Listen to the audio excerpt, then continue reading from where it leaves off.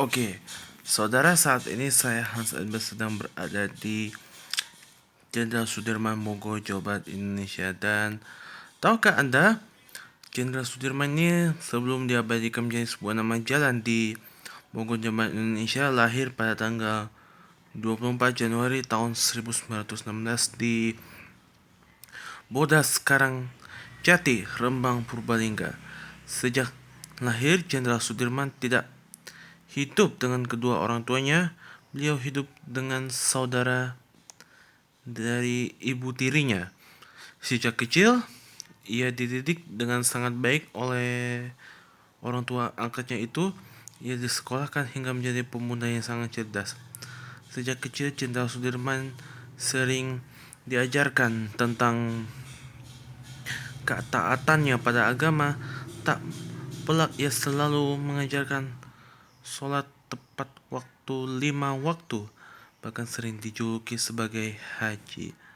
Selama ia bersekolah, Jenderal Sudirman banyak diajarkan tentang apa itu arti sebuah nasionalisme. Dari sinilah terpuruk rasa nasionalismenya yang sangat tinggi. Pada tahun ke-8 bersekolah, Jenderal Sudirman akhirnya melanjutkan pendidikan ke Wirotomo. Di sekolah inilah pandangannya tentang penjajahan meningkat dengan tajam. Jenderal Sudirman banyak mempelajari hal-hal baru, mulai dari sains, matematika, dan hingga bahasa Indonesia dan Belanda. Jenderal Sudirman sempat pernah menjadi anggota PETA kala itu, yang merupakan tentara bentukan Jepang. Setelah mengetahui kekalahan Jepang, beliau menemui Soekarno dan diminta untuk menjabat sebagai anggota Badan Keamanan Rakyat Cabang Banyumas.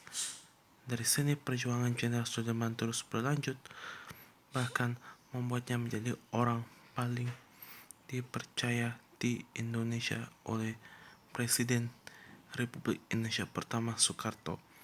Karir kemiliteran dari Jenderal Sudirman menanjak drastis dan sudah berpengalaman.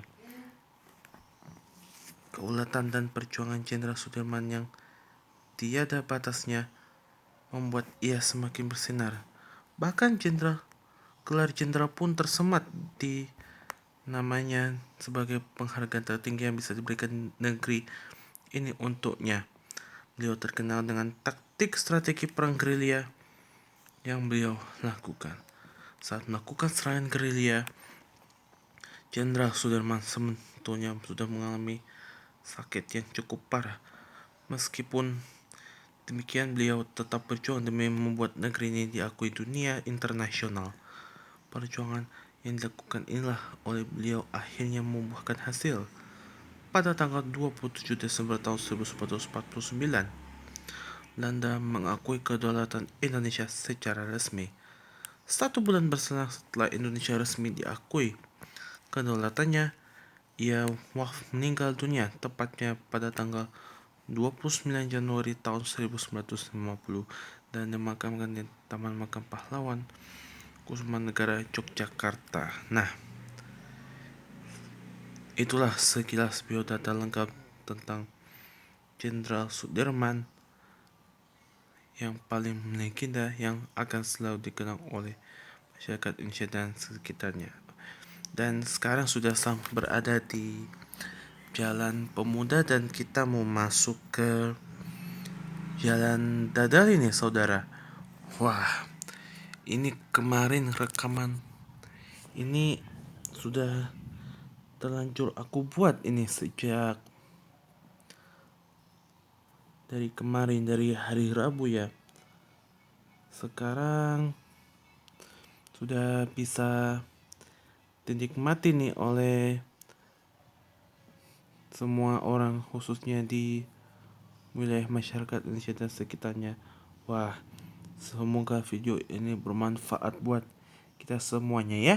Oke, nah di sebelah kiri ini ada jual beli perlengkapan buat tanaman hias atau sayur-sayuran atau buah-buahan seperti bunga atau pot, segala macam pupuk dan masih banyak lagi. Nah, itulah yang bisa saya sampaikan, dan Jangan lupa subscribe YouTube channel saya Hans Albert 1997.